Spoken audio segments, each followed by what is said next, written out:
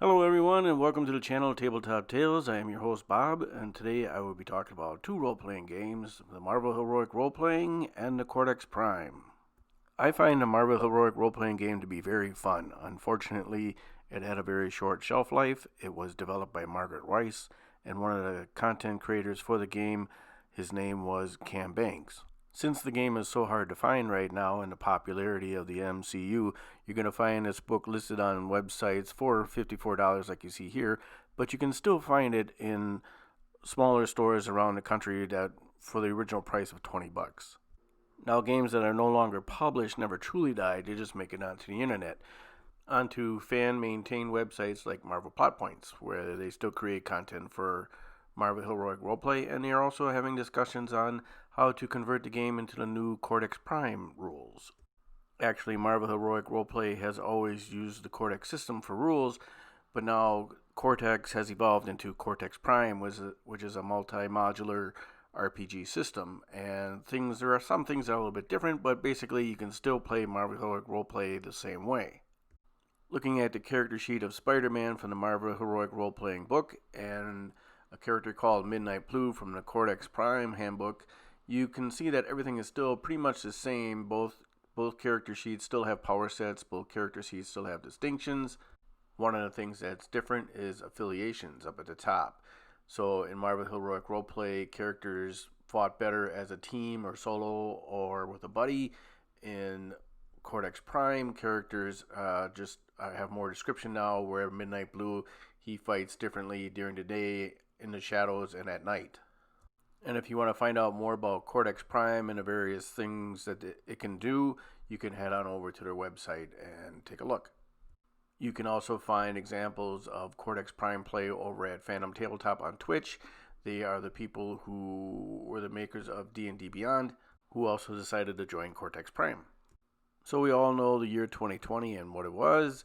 I haven't gotten to play any games this year because usually when I do play role-playing games, I'm running them at game conventions. So I want to talk about a scenario that I ran back in 2019 at a convention called GameholeCon in Wisconsin, where I donned the mantle of the Mole Man as a villain in New York City, and the players got to choose whichever hero they preferred. I was hoping somebody would pick the Fantastic Four as a team, but everybody has their own personal favorite, and Spider-Man was always picked, and then the other most popular are the ones that you see on the screen. Now, something I like to do as a game master is I like to create my own world. So in my universe, it's Marvel Earth 2152. It is not the canon Marvel universe of Earth 616. This way, people can do whatever they want with their characters, and have fun with it, rather than say, no, you have to stick to the canon, to the rule, to how it happened in the comics.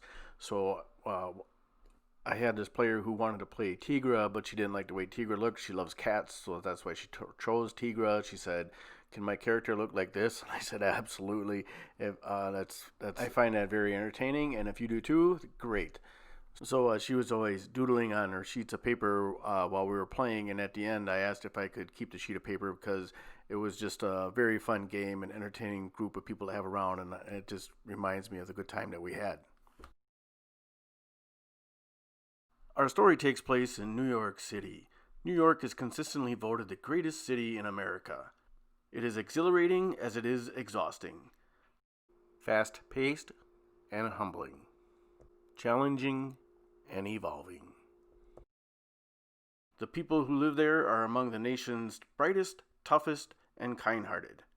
Perhaps that's why so many heroes live here. Today, the citizens of New York are celebrating I Love New York Day down in Bryant Park. In other news, King Neumar meets with the United Nations to say he will no longer tolerate pollution in his oceans. Construction has turned deadly for a colony of molloids in an unknown city underground. New York subways are becoming toxic with diesel fuel. And Eddie Brock, who is working on an exclusive on New York's homeless with Karen Page, has gone missing.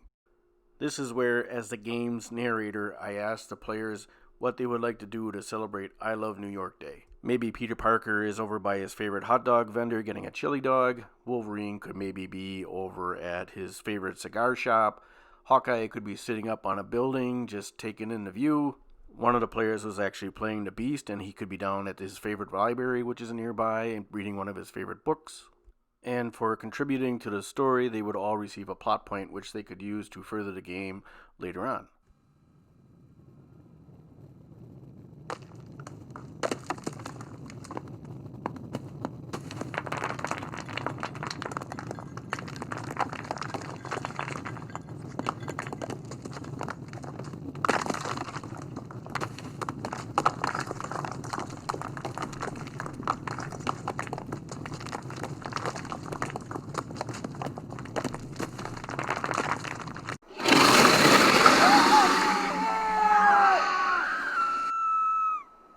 Even though the sandworm sounds terrifying, he was no match for the players and the mob that attacked New York City. Every game that I played, the players easily dispatched them all. But the players discovered that the Moloids weren't working alone, that there were humans that were working with them, and that this was all a distraction so another group could kidnap Karen Page.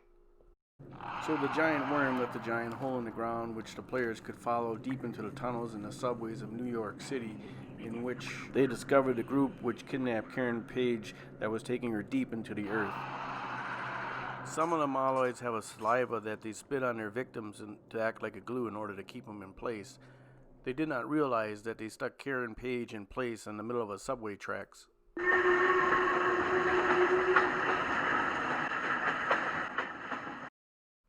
And once again, every group that I had met the challenge with ease, so I need to step up my game as a storyteller and make my scenarios much more difficult. Continuing on their journey deeper into the earth, our heroes eventually discover the Mole Man and his henchmen, along with Giganto.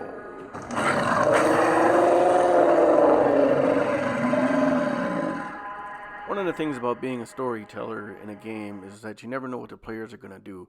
Typically, they always just want to attack everything, but sometimes players negotiate to find out what the villain wants and see if they can make some kind of deal. I had both instances occur while running these games over that weekend.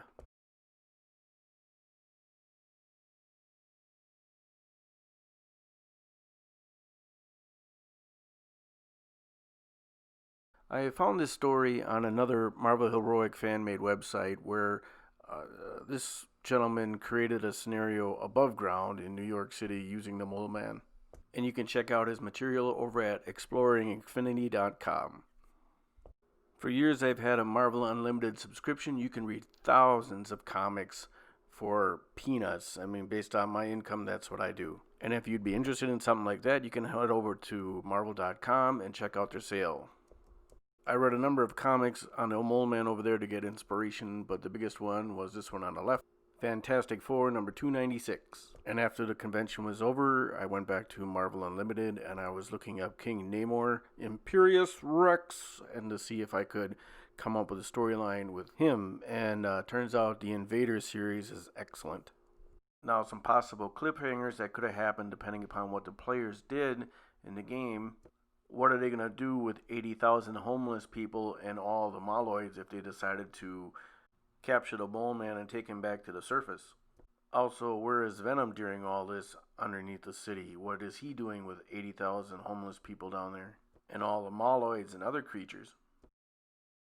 Well, that's it for this video. Next time I hope to maybe do some kind of playthrough. That's going to take a lot of time. I just want to do a short introductory video and to get some practice at doing this. So thank you for tuning in, and like and subscribe. Take care of yourselves, and goodbye now.